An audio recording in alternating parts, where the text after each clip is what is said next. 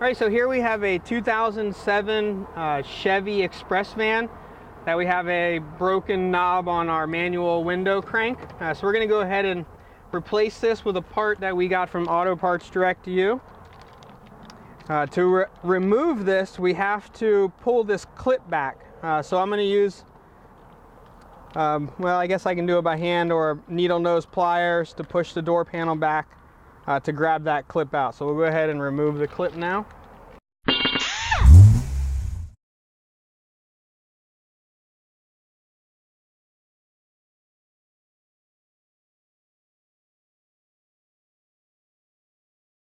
Alright, so we'll go ahead and put it in the same position we had it before. We just go ahead and push it on until it clips.